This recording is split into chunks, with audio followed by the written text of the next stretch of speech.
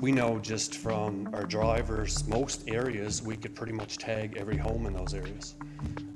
CBRM solid waste manager Millie told council on August 5th that they believe their drivers could tag almost every home due to non-compliance with bag limits, referring presumably to former county collection zones.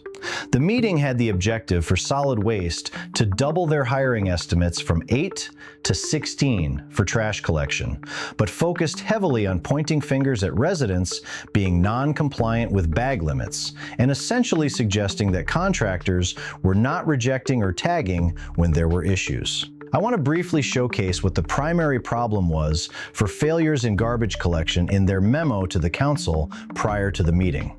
Just before I do so, let me contribute to reminders about bag limits. Mr. Millie will tell us how many we can put out.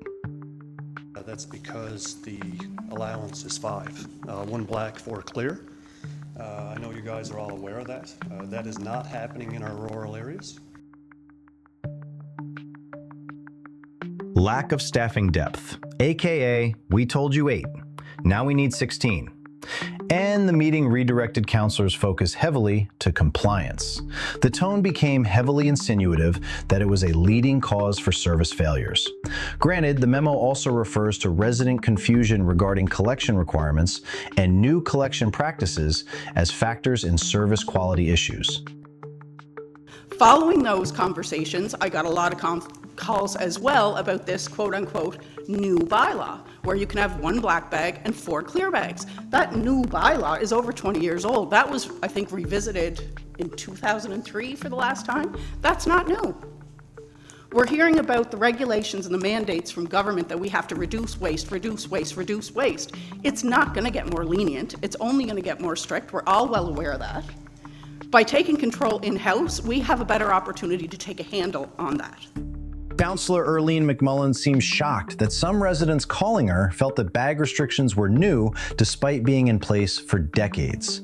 However, she believes that taking the service in-house should create better controls. This is an area where her argument isn't very strong, as we'll see. But first, Millie believes councillors need to play a role in making sure residents understand. We try to educate them if they're upset about a miscollection. But we also require the help of council to get that message out there to the residents as well. Councillor Kim Shepherd-Campbell senses some blame shifting to contractors. So she just asks directly if contractors were non-compliant with their contract, which basically just means, were they collecting too many black bags or too many bags overall? And the other thing is understand our operation. We don't collect like the contractors collected. We collect the black bags, and the green bins, and then we also go back to do the blue bags. We don't mix our garbage. We're not allowed to mix our garbage under regulations. And again, that's what we're governed by. That's what we receive our funding through Divert Nova Scotia for.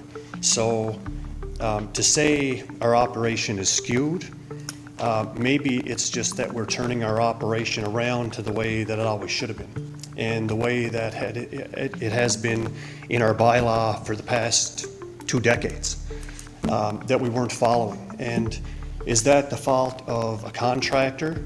No, not necessarily. It could have been the fault of the direction that they were given. We don't know that. They don't know it, but it seems likely they have enough internal documentation to find out the answer.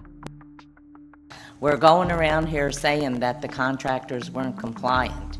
Would that not be us to put that in their contract, that that is what they have to do? Was that in their contract? So through you, Mayor, to Councillor Campbell. Yes, it would be in the contract. However, it's at the level of management with CBRM to enforce that. So are we saying that they broke their contract? I'm not saying that at all. No. And maybe I these don't are know. discussions we should have in camera if we're talking about these contracts. So just in the fairness of the contractor, I don't know what the direction would have been to them. When John and I came into solid waste, we were at the very end of that 5-year contract. And previous to us taking it over in its entirety, we would have not known that. As you saw, Millie wouldn't commit to declaring contractors in violation, suggesting that past communications between the CBRM and contractors were not something he was privy to. But this takes us back to Earlene's suggestion that in-house employees would be better at compliance. To that I say, if the managers are not on the trucks themselves, how would they know otherwise? But there is an answer to that question. However, that being said, we had no real data or no real idea on the contracted routes, how they were collected, the manner they were collected in.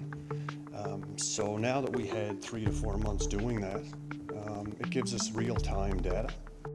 This is important. Millie is essentially telling council that they took the service in-house without understanding the routes, aka lacking data. This functions as a key reason why back in October 2025, when Phelan suggested 8 employees were all that was required, they should have declared this was incredibly uncertain. How do you decide staffing if you lack data and insight about the job itself? But there is some other key data.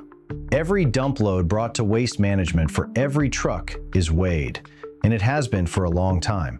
Thus, calculating the amount of waste collected by contractors is essentially a simple math problem. As long as they have an accurate number of actual homes serviced in the former county zones. You tally up all the weight collected, and you divide by the number of homes. If there is a large discrepancy between the amount collected per home there versus what CBRM collectors were scaling, then you can pinpoint an issue and act on it. If Millie suggests that almost every home could be tagged, and the tone is that contractors were just taking it, then it would show up in the data at the scales. And this isn't obscure data. It is key data that relates directly to their mandate and upcoming deadlines for waste management like this one. So right now, the federal government is trying to reduce by 2030 to 300 kilograms per household. Right now, the CBRM and the province of Nova Scotia are running at about 405 kilograms per household. They have to reduce waste collection by about 26% and over 100 kilograms per year for every home in the CBRM. The data at those scales cannot possibly be something they aren't paying attention to, and it would be the key tool in monitoring whether or not operators are in compliance, aka imposing bag limits, tagging, and leaving bags that are over the limits set. And whether we go with a contracted route or we stay with our in-house forces, those rules will still be in place. So we will not allow anyone, our own forces or contractors, to collect out of compliance. The real problem was that for many homes who were compliant, collection was delayed or not completed at all. At one point, entire streets were missed fully or reportedly on just one side. The volume of waste material to be expected was not a surprise. The CBRM has all that data from the scales, and contractors are provided with reports on their collections. They have to make sure they have enough trucks with enough capacity and enough workers to have a full crew out each day who can keep the pace. By underestimating this back in October 2025, Council rubber-stamped the request to take things in-house after seeing a financial outlook that suggested the CBRM could have made modest savings versus contractors in 2024. I'm not sure the 16 employees will completely solve the problem, since they are not adding a single new truck for former county collection zones, and that's a key bottleneck. However, if they redid their estimates from October 2025 again, based on the current staffing contingent, overtime, and assistance from contractors when they are behind, they would not have shown that they could do it cheaper than contractors back in 2024, the data they used to sell the move initially. They claim now that they can find savings in the department, but I'll clarify in an upcoming video that there is a difference between counting on new revenue from, say, circular materials and that of cutting costs. Very different things. However, you can almost certainly count on them moving forward with reinstating pay-to-dump fees on residents and most likely canceling call to haul, a service which seems to send 2 to 3 trucks or heavy equipment to pick up one item and relies on contractors that don't have trucks that can compact their loads, thus greatly reducing efficiency and why most sane people have probably given up on scheduling something that can't happen for months in the future.